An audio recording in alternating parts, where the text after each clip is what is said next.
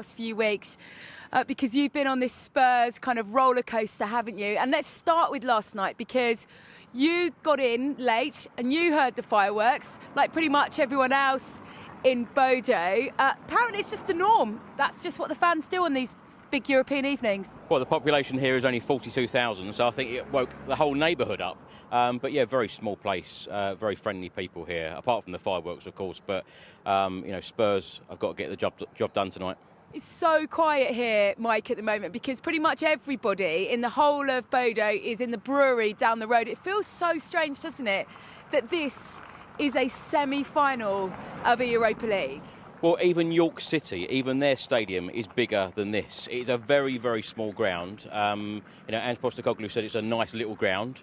Yes, it's a 3G pitch in there, but as you said, it's very, very quiet. But the Bodø fans are very, very confident that they are going to get a result tonight. So Spurs, you know, every single player needs to be up for it. And let's talk a bit about the pitch, because when he was here with Celtic in 2022, and Bodø famously beat them 2-0 that February, he didn't train on the pitch with his players. Now, he was a little bit defensive yesterday when we talked about it, and he was asked if maybe he's learnt his lesson.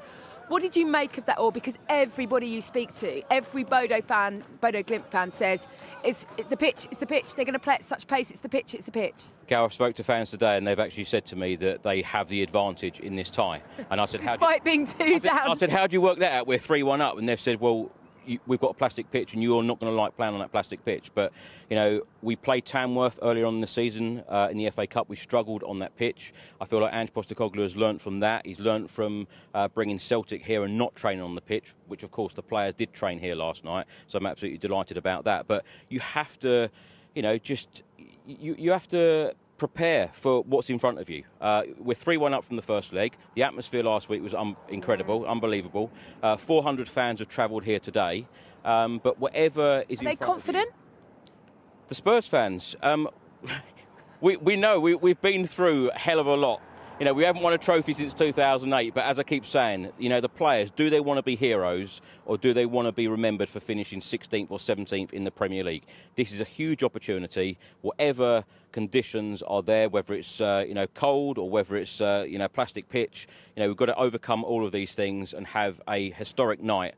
You know, same as 6 years ago, ironically today, you know, getting the Champions League final. We want to be going in that Europa League final this evening. And Spurs are pointing to the fact that they're wearing the same green kit. I mean, they are literally clutching at everything today. Talk to me about how this Spurs side are going to line up. I mean, we joked last week, nobody saw, you can never predict an Ange Postecoglou side, and then Richarlison starts and nobody really foresaw that. Look, we know there's no Bergvall, we know there's no Maddison. We know that there needs to be somebody in that midfield that can take hold of this game, especially if it gets a little bit ugly. How do you think he'll line up? I think in midfield, definitely Kulusevski will come in and start the game. Of course, we've seen him this season. He's been one of our players of the season. Of course, he's had injury problems, but who hasn't at Spurs? You know, Kulusevski, I think, needs to come in. Basuma and Bentancur in that midfield. Back four as standard. Romero, Van de Ven, Udogi, Porro, of course, Vicario in goal. And then the front line of Solanke, Tell and Johnson. Yeah. But as I keep saying, you know, every player needs to give absolutely everything. You know, it's not as cold as I thought it would be here. 4 degrees this morning. I think it's going to be 7 when the game kicks off. Swirling wind, apparently, around this stadium that can really throw people.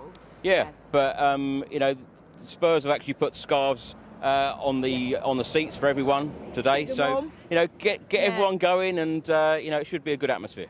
Good atmosphere. I'm sure it's going to be a nervy evening. It feels so strange because it is absolutely desolate here. But you just know, come kick-off, the locals have warned me, there will be more fireworks. Gail, get yourself down to that brewery. For the moment, though, thank you very much. Well, Manchester